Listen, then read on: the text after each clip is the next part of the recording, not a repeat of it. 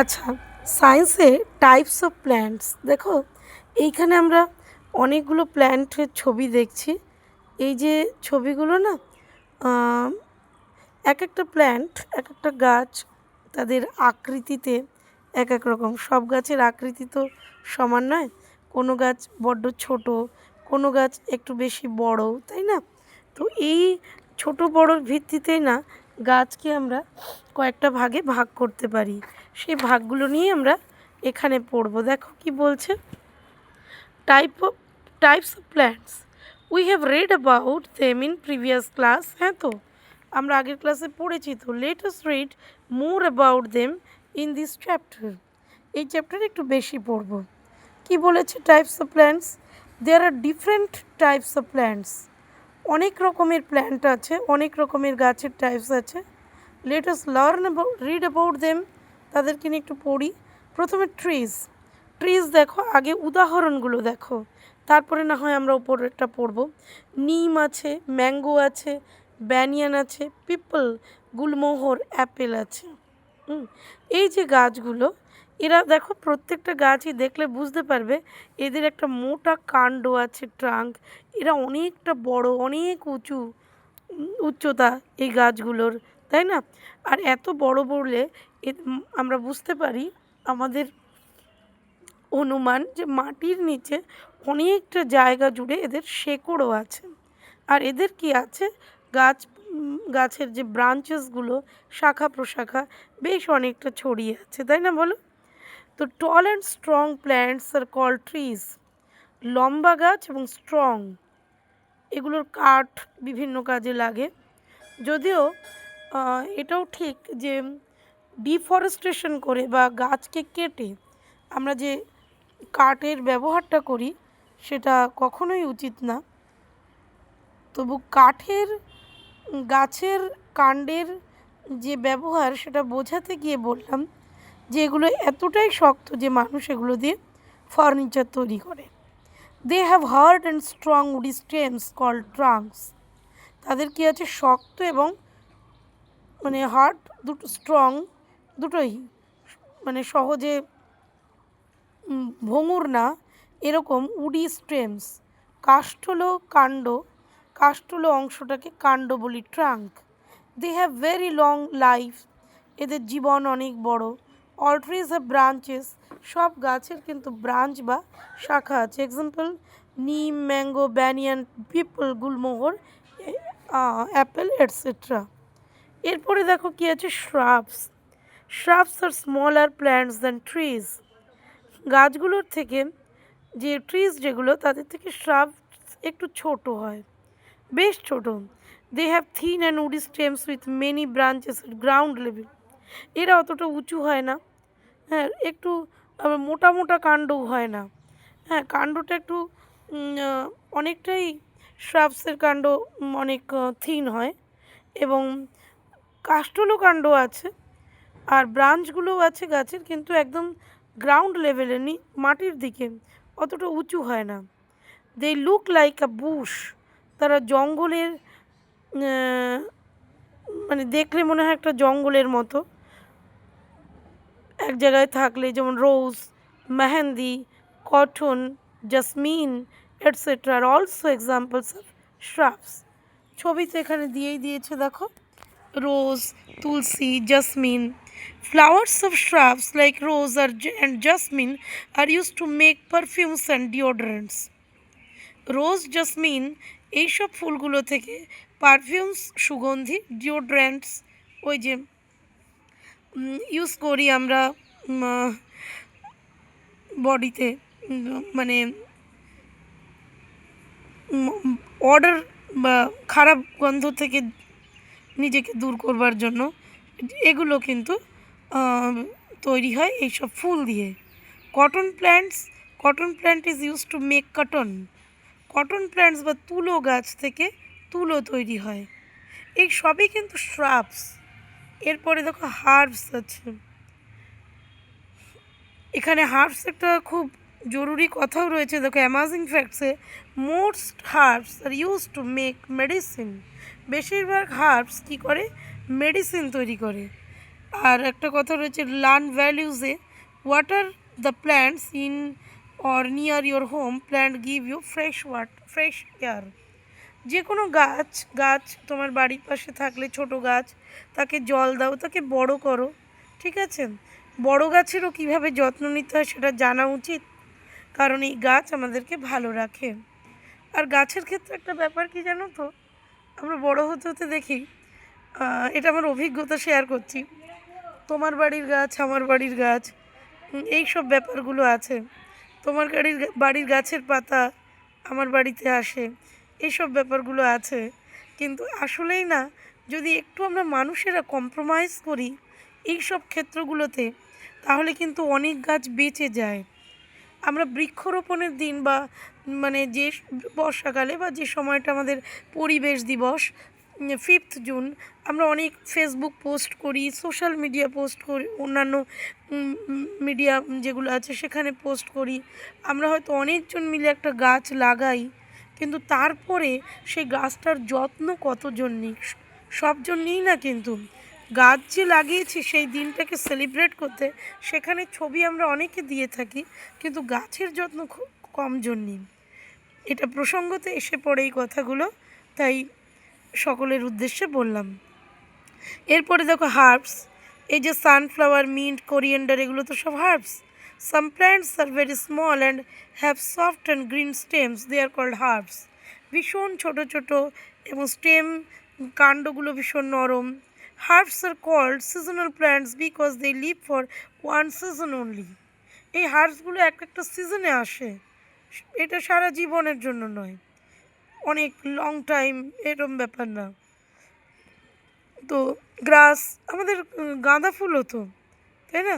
Glass, sunflower, mint, coriander, tomato are example of herbs. এখানে sunflower, mint আর coriander, ধনে পাতা যেটা, সেটা দেওয়া হলো, ঠিক আছে? এরপর আছে ক্লাইম্বার্স আর একটা আছে ক্রিপার্স। ক্লাইম্বার কি জানো, আর ক্রিপার্স, এই দুটো কথা বলি। ক্লাইম্ব মানে হচ্ছে ওপরে ওঠা, ক্লাইম্বার মানে হচ্ছে যা, এগুলোকে বাংলায় বলে আরোহী, মানে যা কিছু ওপরে ওঠে, ওপরে উঠবে কিন্তু নিজের কাণ্ড এত শক্ত নয় যে উপরে উঠবে, কাউকে জড়িয়ে ধরে উপরে ওঠে ওরা। কোনো শক্ত গাছকে বা কোনো অবলম্বন আমরা দিলে, মানুষেরা দিলে, সেই অবলম্বনটাকে ধরে তারা উপরে ওঠে। Some plants are weak, they can not stand on their own, তারা নিজেরা চলতে পারে না। They need support to stand straight, তাদের সোজা দাঁড়ানোর জন্য সাপোর্ট চাই। Such plants are called climbers, এই প্ল্যান্টগুলোকে আমরা ক্লাইম্বার বলি। গ্রেপ ভাইন, আঙুর গাছ, pea, money plant, bean plant are also examples of climbers. এরপর দেখো ক্রিপার আছে। ক্রিপারটা কি বলো তো? Some plants have very weak and soft stems, they creep on ground. এরা কিন্তু অন্য কোনো গাছকে জড়িয়ে ধরে তেমন উপরে উঠতে পারে না, এরা গ্রাউন্ডে মাটিতেই লতিয়ে চলতে চায়। They can not stand they cannot stand erect even when given support দিলেও তারা সহজে উঠতে পারে না। Such plants are called creepers. Creep মানে কি বলবো, মাটিতে লতিয়ে চলাটাকে বলছে ক্রিপ। ওয়াটারমেলন, পাম্পকিন, কিউকাম্বার, এরা সবাই হচ্ছে ক্রিপার্স। এবার আমরা এটা শিখলাম গাছ কত রকমের হয়, এখান থেকে শিখলাম। আর একটা গুরুত্বপূর্ণ ব্যাপার, এই যে পার্টস অফ প্ল্যান্টস, এটাও শিখব। প্ল্যান্ট হ্যাজ মেনি পার্টস, একটা প্ল্যান্টের অনেক পার্টস থাকে, অনেক অংশ। রুটস থাকে একদম নিচে, তারপরে স্টেমস থাকে, ব্রাঞ্চেস থাকে, লিভস থাকে, ফ্লাওয়ার্স থাকে এবং ফ্রুটস থাকে। সিডস তো থাকে ফ্রুটের মধ্যে, তাই তো? তো চলো প্রথমে বলি root. It is the underground part of a plant, গাছের একদম নিচে মাটির তলের অংশ এটা। It takes water, take in মানে নিয়ে নেয়, শোষণ করে এটা water and other things needed by the প্ল্যান্টের যা লাগবে, গাছের যা লাগবে খাবার মাটির তলা থেকে, সেগুলো এরা শোষণ করে। It gives support to the প্ল্যান্টকে সাপোর্ট দেয় দাঁড়িয়ে থাকতে। প্ল্যান্ট যদি এমনি দাঁড়িয়ে থাকতো তাহলে তো পড়ে যেত, কিন্তু ওর মাটির নিচে ওরা শেকড় আছে বলে ও দাঁড়িয়ে থাকে। It is green in colour and it makes food for the plant. সবুজ, আর এরা কী করে, খাবার তৈরি করে গাছেদের জন্য। Leaves are like the lung of plants absorbing carbon dioxide and releasing oxygen. আমাদের ফুসফুস যে কাজটা করে, লিভস সেই কাজটা করে গাছের ক্ষেত্রে। আমাদের ফুসফুস কী করে, আমরা জানি কার্বন ডাইঅক্সাইড আমাদের দূষিত গ্যাস, কার্বন ডাইঅক্সাইডটাকে বার করে দেয় শরীর থেকে। অক্সিজেনযুক্ত রক্ত থেকে অক্সিজেনটা আমরা নিতে পারি, এবং শ্বাস থেকে, শ্বাসে যে অক্সিজেনটা আমরা মানে অ্যাবজর্ব করি সেটা লাংয়ের মাধ্যমেই আমাদের শরীরে আসে। তেমনিভাবে এখানে দেখো, গাছের ক্ষেত্রে একটু আলাদা। গাছ কিন্তু অক্সিজেন ত্যাগ করে, কার্বন ডাইঅক্সাইড নেয়। তোমরা যখন ফটোসিনথেসিস বা সালোক সংশ্লেষ পড়বে সেই সময়ে দেখতে পারবে, এই ব্যাপারটা বুঝতে পারবে। তো যাই হোক, গাছ অক্সিজেন ত্যাগ করে বলেই তো আমরা অক্সিজেন নিতে পারি, আর গাছ কার্বন ডাইঅক্সাইড নেয় বলেই আমাদের পরিবেশে কার্বন ডাইঅক্সাইডের পরিমাণ কমে, যেটা আমাদের ক্ষেত্রে দূষিত। এই কাজটা লিফের মাধ্যমে হয়ে থাকে। তারপর স্টেম দেখো, it is the main part of the plant, it carries water and nutrients to all the other parts of the plant. Nutrients মানে পুষ্ট করে, পুষ্টি দেয়। কিন্তু এই রুটের পরেই আমাদেরকে স্টেম পড়তে হতো। আমি একটু ভুল হলো, রুটের পরে আমরা লিফ পড়েছি, রুটের পরে স্টেম, স্টেমের পরে লিফ। হ্যাঁ, এই যে রুট থেকে যে খাবারটা ওরা নেয় গাছেরা, সেটা তো স্টেমের মাধ্যমেই পাতায় গিয়ে পৌঁছয়, যে পাতাতে খাবার তৈরি হয়। এবার দেখো flower, it produce fruit. Flower কী করে, গাছের ফুলগুলো ফল তৈরি করে। Flowers play a crucial role in plant reproduction by attracting pollinators such as bees, butterflies and birds.